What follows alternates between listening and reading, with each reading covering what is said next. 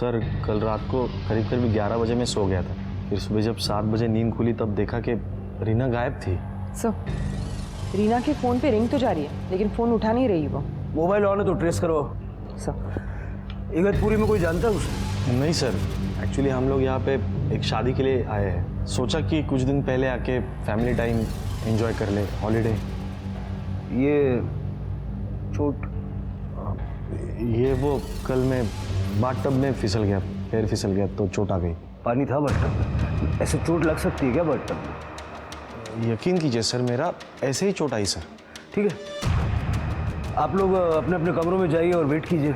हम अपना इन्वेस्टिगेशन शुरू करते हैं और जब तक ये सारी प्रक्रिया चलती है आप लोग रिसोर्ट से बाहर नहीं जा सकते। और अगर रीना का फ़ोन आए तो सबसे पहले आप हमें बताइए। जी सर। शिरके सीसीटीवी देखते हैं। सर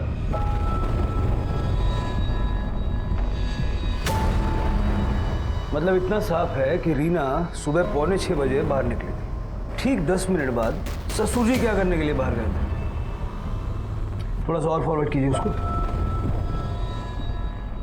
20 मिनट बाद ससुर जी वापस आ गए लेकिन रीना नहीं आई। सर एक मिनट, करडे का फोन है। हाँ करडे, क्या? ठीक है सर, यहाँ पास में एक जंगल है, वहाँ पे किसी लड़की की डेड बॉडी मिली। चलो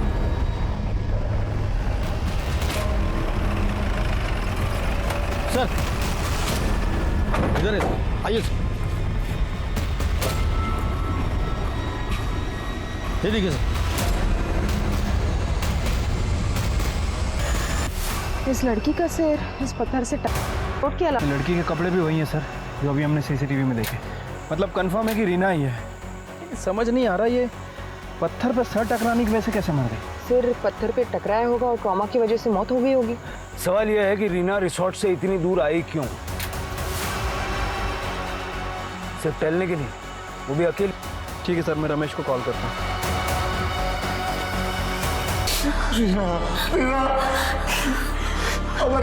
सर ये मेरी बीवी रीना ही है। रीना के साथ ये कैसे? देखिए पहली नजर में तो ये एक हादसा लग रहा है लेकिन कुछ कह नहीं सकते। सर प्लीज पता लगाइए मेरे बहन के साथ क्या हुआ है और किसने किया। हम पता लगाएंगे लेकिन जब तक ये इन्वेस्टिगेशन हो नहीं जाती आप लोगों में से कोई रिसोर्ट से बाहर नहीं जा सकता। फिलहाल आप अपने अपने कमरों में जाइए।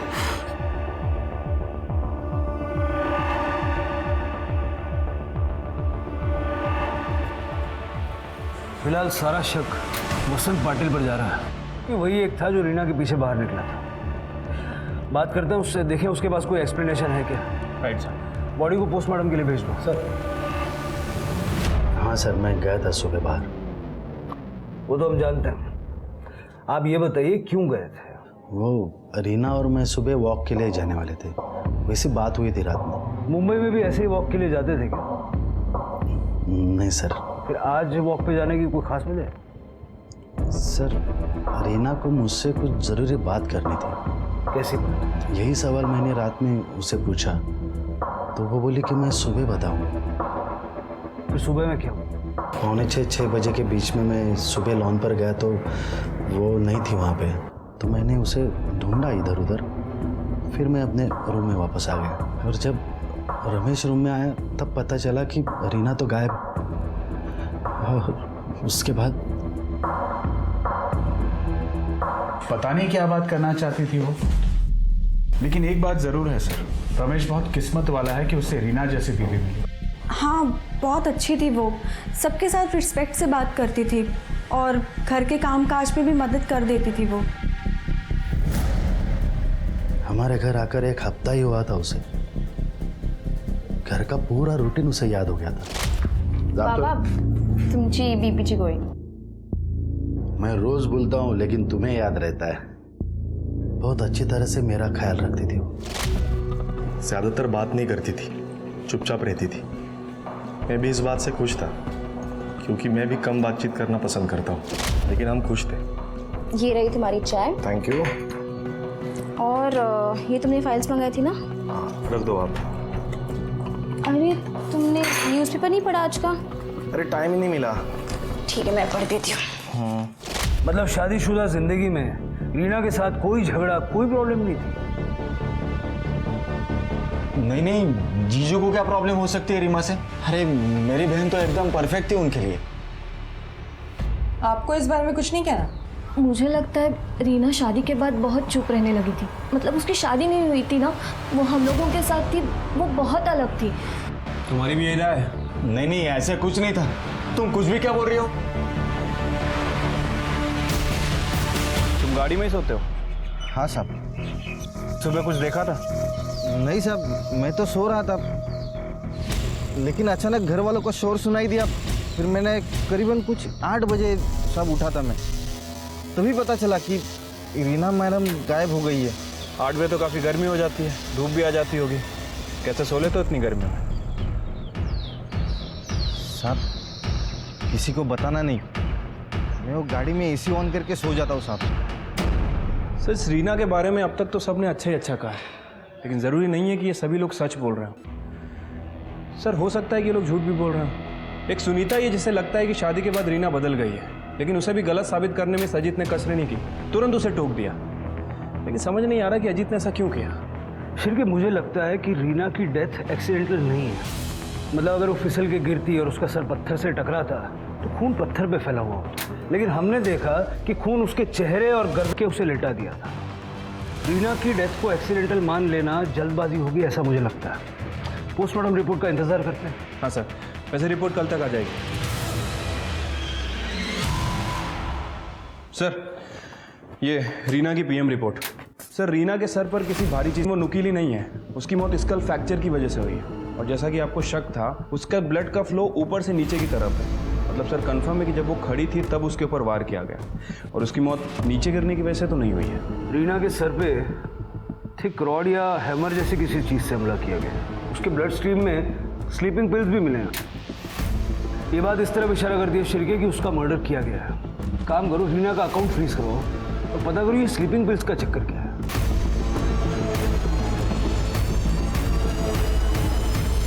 वो रीना इन गोलियों के बिना सो नहीं पाती थी। कितनी गोलियां? रोज एक नींद की गोली काफी टाइम से ले रही थी वो। फिलहाल तो ये वसंत पाटिल ही शक के दायरे में है, क्योंकि रीना के लॉबी से निकलने के बाद उसे ही सबसे पहले देखा गया था। सर, मुझे आपको कुछ बताना है। आइए। कल रात रीना मेरे सपने में आई थी। उसने कहा कि वो स्लीप होकर नहीं गिरी, उसके सर पर किसी ने नुकीली चीज से। सर, मुझे लगता है उसका मर्डर हुआ है। अब इसे सच या झूठ जो भी समझना है समझ लीजिए, लेकिन मेरे सारे सपने सच निकलते हैं सर। जल्द से जल्द उसके कातिल को ढूंढिए। मुझे तो लगता है कि उसके ससुर ने उसका खून किया है। रीना जब भी कोई ज़रूरी बात करना चाहती थी तो वो उसके भाई से, मतलब अजीत या फिर मुझसे ही करती थी, ना कि उसके ससुर से, क्योंकि हम दोनों ही उसके ज़्यादा करीबी थे। रीना पे किसी ब्लंट ऑब्जेक्ट की बात तो सिर्फ हमारे बीच थी। ये स्वाति ने सपने में कैसे देख ली? सर, लेकिन अगर स्वाति ने कही हुई बात सच निकली तो क्या पता उसे ऐसे सपने आते हो। मुझे विश्वास ही नहीं है। स्वाति का बैकग्राउंड चेक करो और ये सोचो कि ससुर वसंत पाटिल के अलावा परिवार के किस सदस्य के पास रीना को मारने का मोटिव हो सकता है। सर, लेकिन रिसोर्ट का कोई एम्प्लॉय या फिर गेस्ट भी तो हो सकता है। सर, रीना का बैंक अकाउंट मैंने फ्रीज करवा दिया है, लेकिन सर उसके बैंक अकाउंट में 5 करोड़ रुपए थे।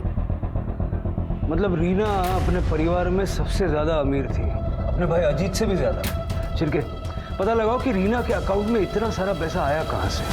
ठीक है। स्वाति, रीना का सीडीआर निकलवाओ फटाफट। सर,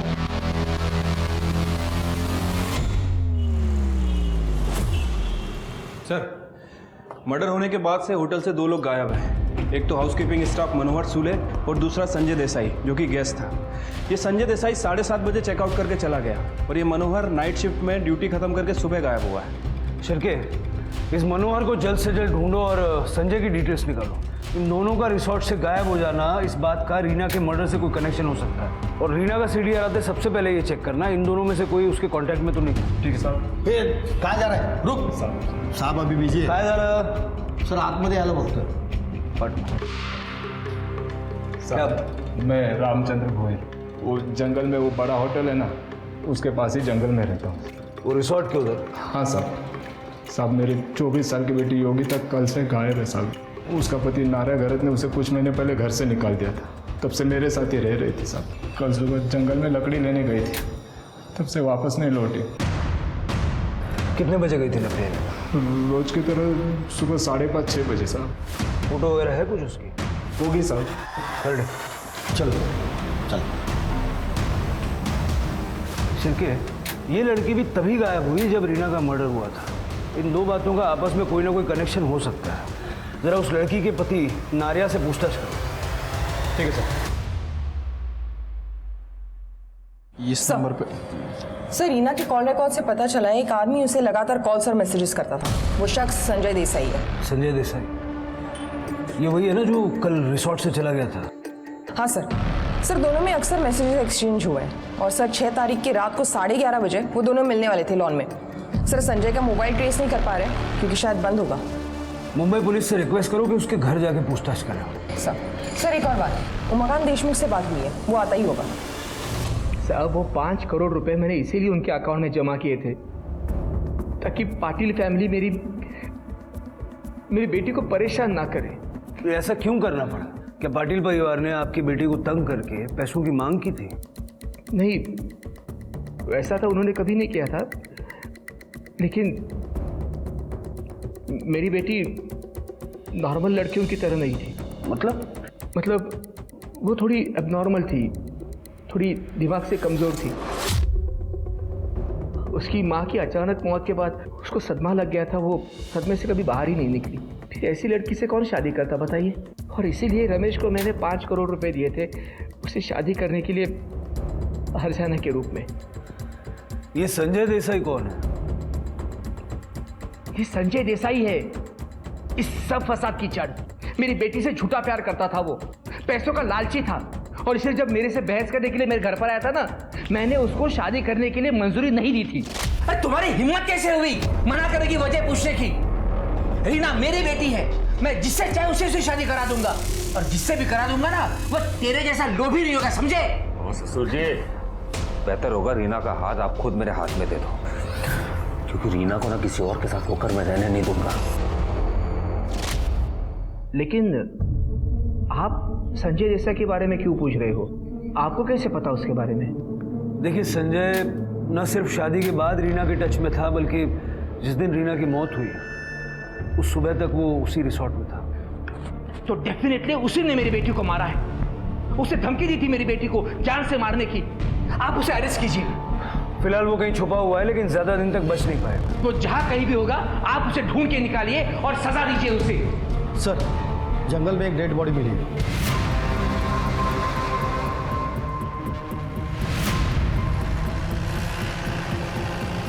जरा संभाल। इसमें पति लाने का काम है साहब, लाने का काम है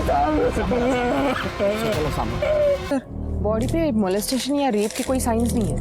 कहीं ऐसा तो नहीं कि योगिता को भी एक दिन पहले ही मार दिया था और रीना ने ये होते हुए देख लिया था? लेकिन सर रीना की बॉडी तो हमें 1 किलोमीटर दूर मिली थी। नारिया का कुछ पता चला? अभी तक तो नहीं सर, लेकिन जल्दी ढूंढ लेंगे। पोस्टमार्टम के लिए भेज दो। सर होटल स्टाफ मनोहर सुरवे ने पुणे का जो एड्रेस दिया था वो गलत है सर। उसके बैंक डिटेल और पैन कार्ड से पता चला कि वो पेरोल पे भागा हुआ है। काफी सनकी इंसान है सर। इसके पहले भी 2 औरतों के सर फोड़ चुका है। रीना और योगिता पे भी इसी तरह से हमला हुआ था। कहीं इस मनोहर ने तो नहीं मारा? शिरके, अपने खबरियों को बोलो और इस आदमी को जल्दी से जल्दी पकड़ो। ठीक है सर। हेलो, क्या? किसने किया? रीना के अकाउंट से पैसे ट्रांसफर करने की कोशिश की गई है। किसने? सर वो पता नहीं, क्योंकि अकाउंट फ्रीज था, पैसे ट्रांसफर नहीं हो पाए। लेकिन आईपी एड्रेस वही है जिससे रीना अपना अकाउंट बैलेंस चेक करती थी। मतलब ये पाटिल परिवार में से किसी का काम है?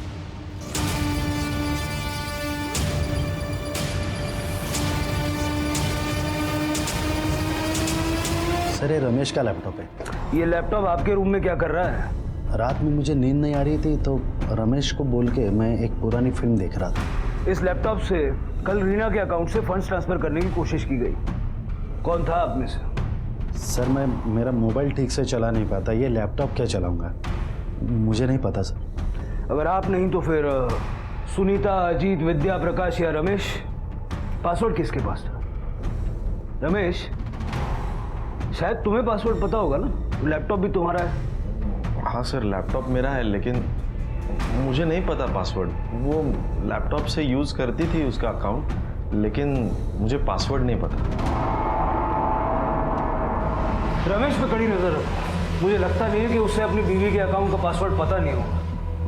सर योगिता का पति एक हफ्ते से शराब पी के बीमार होने की वजह से लोकल गवर्नमेंट हॉस्पिटल में एडमिट है।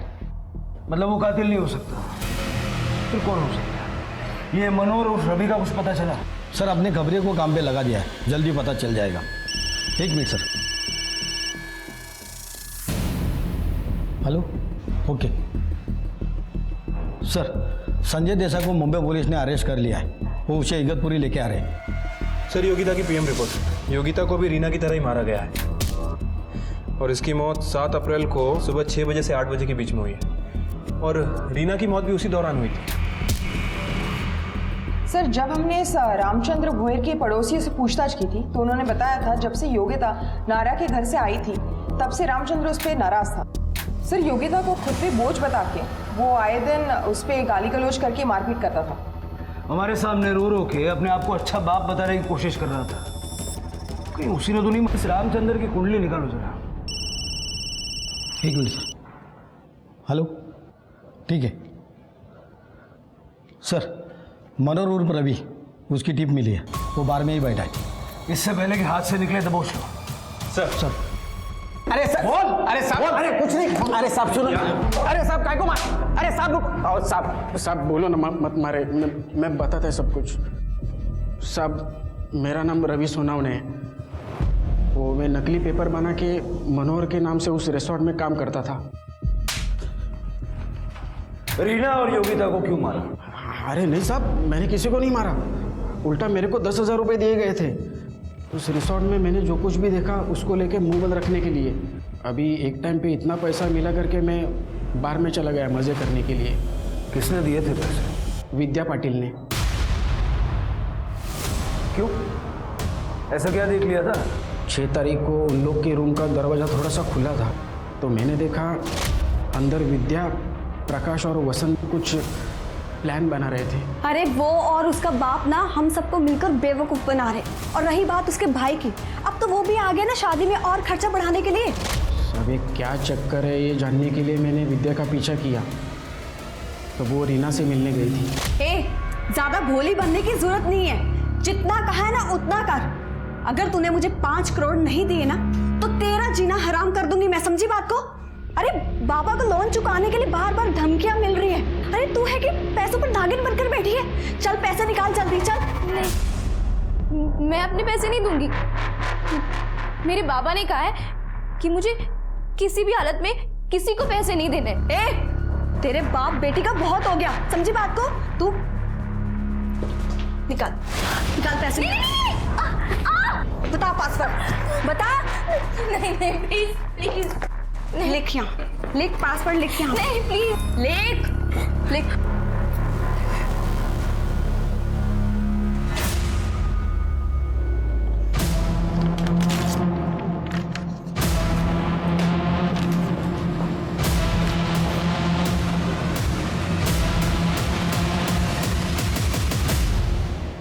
हाँ सर, मैंने रीना से ज़बरदस्ती पासवर्ड लिया था, लेकिन अपनी फैमिली की जान बचाने के लिए।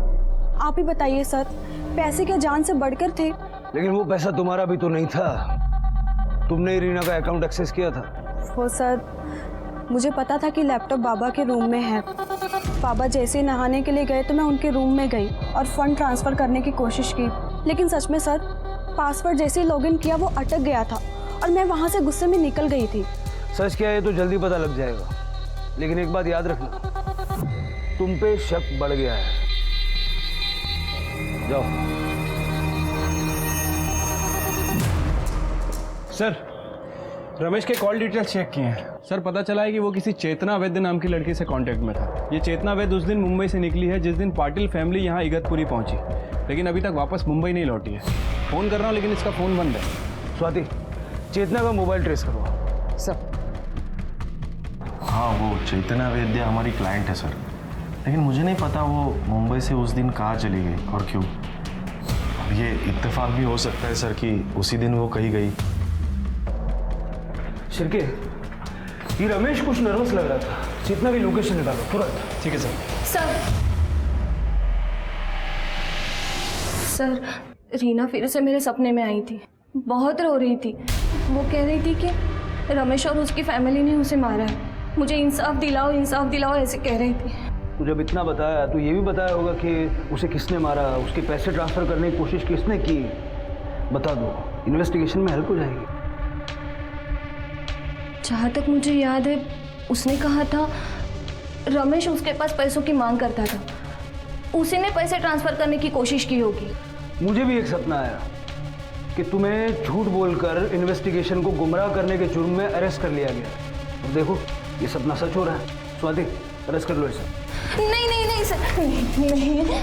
सर, मैं मानती हूँ कि मैंने सपने वाली बात झूठी कही। मैंने चुप कर आप लोगों की बात सुन ली थी कि रीना की मौत कैसे हुई है। फिर के मुझे लगता है कि रीना की डेथ एक्सीडेंटल नहीं है। मतलब अगर वो फिसल के गिरती और उसका सर पत्थर से टकराता तो खून पत्थर पे फैला हुआ होता, लेकिन हमने देखा कि खून उसके चेहरे और गर्दन पे फैला हुआ था। पोस्टमार्टम रिपोर्ट का इंतजार करते हैं। ऐसा तुमने क्यों किया? मेरे पति अजित फाइनेंशियल प्रॉब्लम में है। वो किसी से कभी कुछ नहीं मांगेंगे, मैं जानती हूँ। जब मेरे ससुर ने रीना के अकाउंट में 5 करोड़ रुपए डाले और उन्हें कुछ नहीं दिया, इसलिए मैंने सोचा कि मैं ऐसा कुछ करूँगी कि वो 5 करोड़ रुपए अजित के पास आ जाए। तुमने अभी जो कुछ बताया है, जो तुम्हें और तुम्हारे पति को सस्पेक्ट बनाने के लिए काफी है।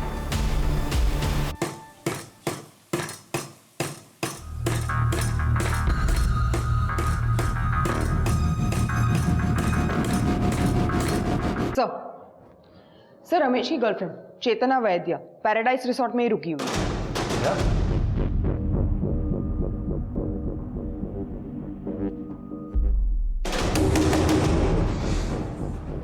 देखो, हमारे पास मास्टर की है, हम अंदर आ सकते हैं। बेहतर यह है कि तुम दरवाजा खोल दो।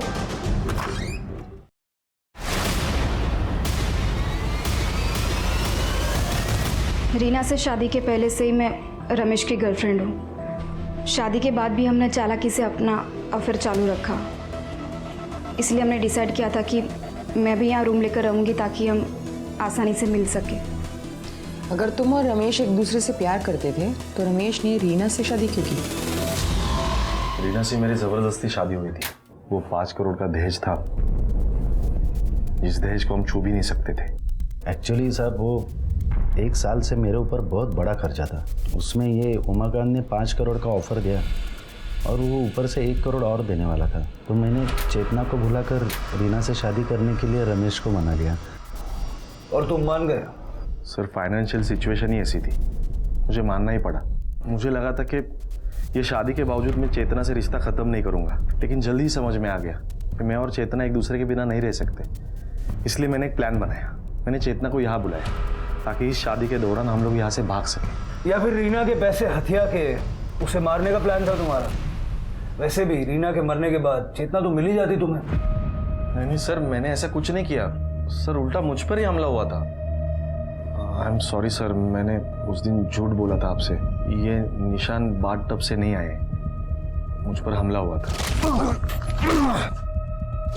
हमें क्या पता आपको चोट कैसे लगी, कहाँ लगी। हो सकता है फिर से कोई कहानी बना रहे होगे। वैसे भी लॉबी का फुटेज हमने चेक किया था, वहाँ ऐसा कुछ हुआ नहीं था। नहीं सर, वो पीछे वाली लॉबी, वहाँ ऊपर काम भी चल रहा है, शायद वहाँ पे सीसीटीवी नहीं है। सर, लगता है आपको सच बताने का समय आ गया है। दादा, रमेश छुपाने से कोई फायदा नहीं है। सर, रीना स्लीपिंग पिल्स लेती थी। उस दिन रमेश को लगा कि रीना स्लीपिंग पिल्स लेके सो गई है, इसलिए भाई साहब बाहर निकले।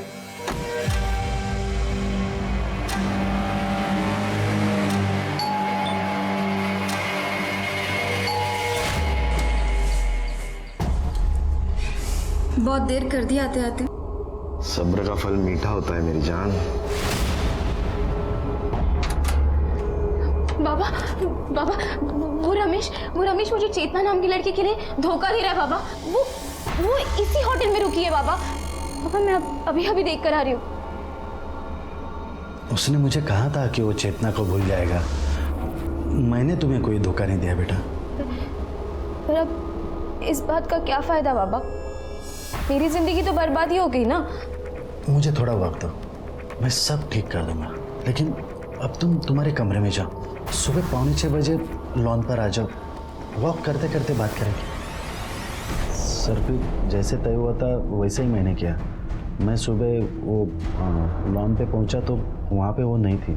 मैंने इधर उधर ढूंढा लेकिन वो नहीं मिली। मैं वापस अपने रूम में आ गया क्योंकि उसने कंफर्म नहीं किया था कि वो आएगी। और फिर थोड़ी देर के बाद में रमेश जब रूम में आया तब मुझे पता चला कि रीना गायब है।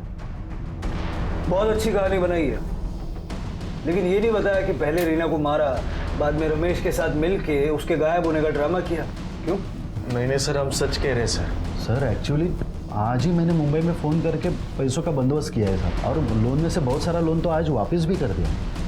सच का पता तो जल्दी लग ही जाए। शिरके 24 घंटे के लिए कांस्टेबल तैनात करो यहाँ इन पर नजर रखने के लिए। ठीक है सर। सर एक मिनट। हेलो, ठीक है, हमारा है सर। मुंबई पुलिस संजय देसाई को ले आई है। वो रीना की शादी किसी और से करवा रहे थे सर। मैं क्या करता, इसलिए मैंने उनको धोखा है। मैं रीना से बहुत प्यार करता था सर। लेकिन उमाकांत का कहना है कि तुम उनकी बेटी से नहीं उनके पैसों से प्यार करते हैं। ऐसा कुछ नहीं है सर। हाँ, उस वक्त फाइनेंशियल क्राइसिस थी, इसलिए शायद उमाकांत देशमुख को ये लगा होगा कि मैं पैसों के पीछे हूँ। लेकिन रीना के सारे खामियों के बावजूद मैं उसे अपनाने के लिए तैयार था सर। मुझे दिल्ली जाना था कुछ काम से, और जैसे मैं दिल्ली गया उन्होंने रीना की शादी रमेश के साथ करवा दिया सर। उन्होंने रीना को एक कॉल तक नहीं करने दिया मुझे, फ़ोन तक छीन लिया उससे। उन्हें लगा कि एक बार शादी हो जाए तो मैं पीछे हट जाऊँगा। एकदम टूट गया था सर। फिर हिम्मत जुटा के एक दिन मैंने उसे फ़ोन किया।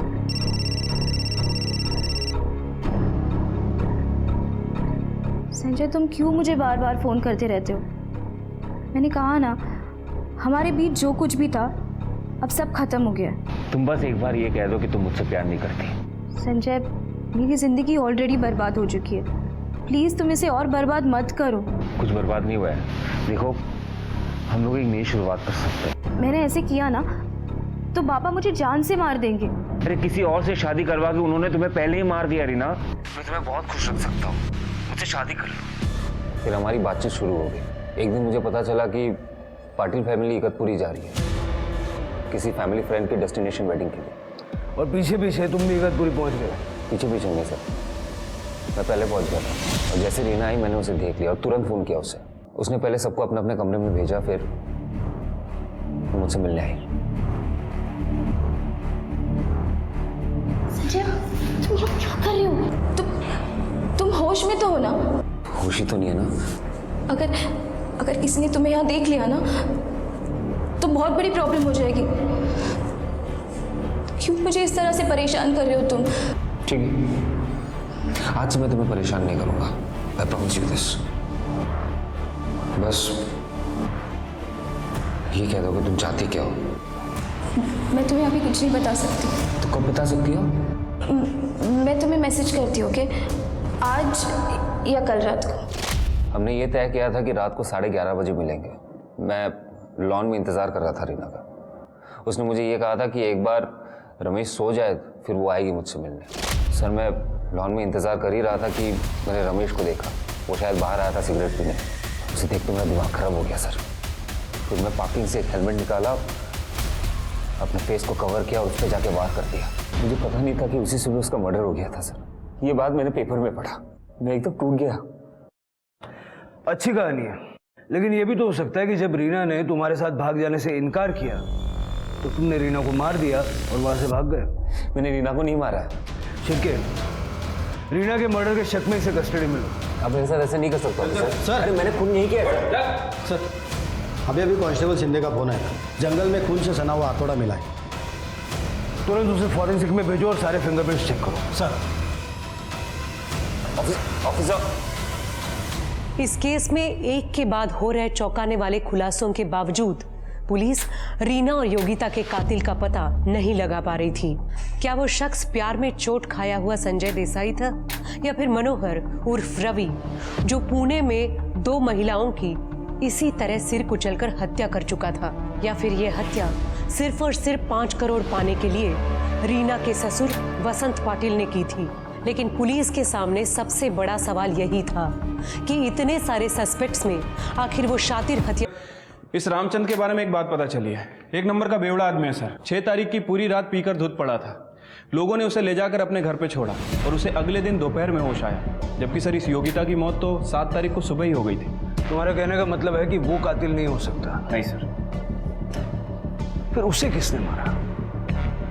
सर फॉरेंसिक रिपोर्ट के हिसाब से उस हथौड़े पे 2 लोगों के ब्लड सैंपल मिले हैं। एक तो योगिता का और दूसरा रीना का। मतलब सर हो सकता है कि उनका मर्डर इस हथौड़े से ही किया गया। साथ ही साथ उस हथौड़े के हैंडल पे बहुत सारे लोगों के फिंगरप्रिंट भी मिले हैं। Great. Patil family, Deshmukh family, Manohar, Sanjay और रामचंद्र, सबके फिंगरप्रिंट्स ले लो और मैच करके देखो। Right sir.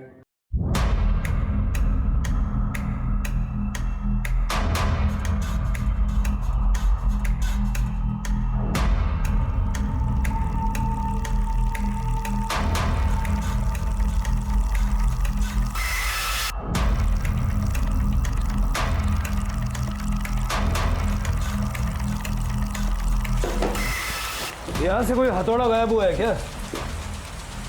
हाँ साहब, लेकिन आपको कैसे पता चला? ये हथौड़ा है? हाँ साहब यही है। अब मिल गया तो मुझे दे दो ना साहब वापस। ये हथौड़ा नहीं मिल सकता, अभी दूसरा खरीद लो, इससे मर्डर हुआ है।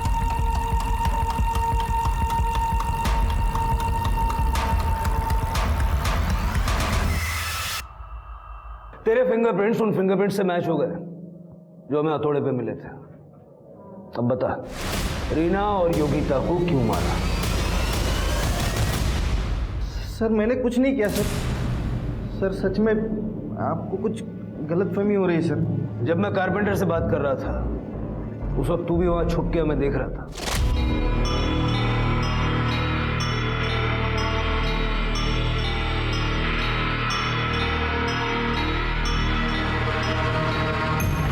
इसी ग्लास से तेरे फिंगरप्रिंट्स उठाए हमने।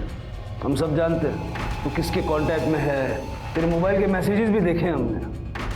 अब सारा सच बोल दे, नहीं तो गले में हाथ डाल के बनवाएंगे। साहब सच बताता हूँ, सब सच बताता हूँ साहब। विद्या मैडम का और मेरा अफेयर चालू था साहब। जिस दिन हम रिसोर्ट में आए उसी दिन रात को विद्या मैडम मुझसे मिलने नीचे कार में आई थी साहब। और सब उसी दिन रात को हम कार में चालू हो गए। लेकिन दूसरे दिन रात को विद्या मैडम को आने नहीं मिला। तो उस दिन सवेरे 5:30 बजे आई थी। मतलब 7 तारीख की सुबह को? हाँ साहब। फिर हम कार में ही चालू हो गए। सब चालू ही किया था। इतने में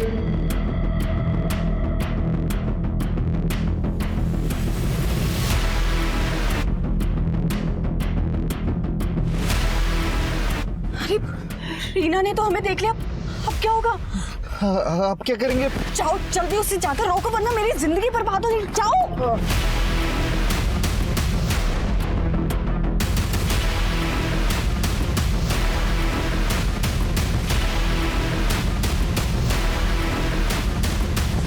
मैं रिसोर्ट आकर विद्या मैडम को सब कुछ बता दिया। और ये बात हमें बाद में पता चली कि रीना बाबा के साथ वॉक करने के लिए अपने रूम से बाहर निकली थी और उसी दौरान उसने हम दोनों को एक साथ में गाड़ी में देख लिया था। और ये बात हम किसी और को कैसे पता चलने देते? सीसीटीवी फुटेज में कहीं नजर नहीं आई तुम्हें? मैं जिस दिन रिसोर्ट आई मैंने उसी दिन पता कर लिया था कि रिसोर्ट के पीछे वाले रास्ते में कोई सीसीटीवी नहीं है। अपनी हवस के चक्कर में तुमने 2 लड़कियों की जिंदगियां छीन ली। दोनों मर्डर के चार्ज में इसको अंदर डालो और विद्या को इस हत्या में साथ देने के चार्ज मिले। बदकिस्मती ने रीना का अंत तक पीछा किया।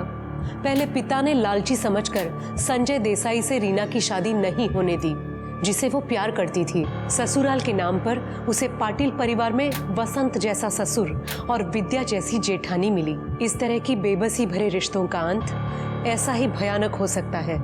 इसलिए सबके लिए दिल में प्यार रखने के बावजूद रिश्तों के पीछे छिपकर बैठा लालच और बेईमानी वक्त वक्त पर पहचानते रहिए, जिससे पता चले कि कहीं आपके रिश्ते भी सिर्फ मतलब के रिश्ते तो नहीं। अब मैं सोनाली कुलकर्णी आपसे विदा लेती हूँ। फिर मिलेंगे एक नए केस के साथ क्राइम पेट्रोल सतर्क जस्टिस रीलोडेड में। तब तक अपना और अपने परिवार का ख्याल रखिए। आप जानते हैं हम सब एक मुश्किल दौर से गुजर रहे हैं। कृपया मास्क पहने, समय समय पर हाथ धोते रहें और ज़रूरत ना हो तो बाहर ना निकले। देखते रहिए क्राइम पेट्रोल सतर्क।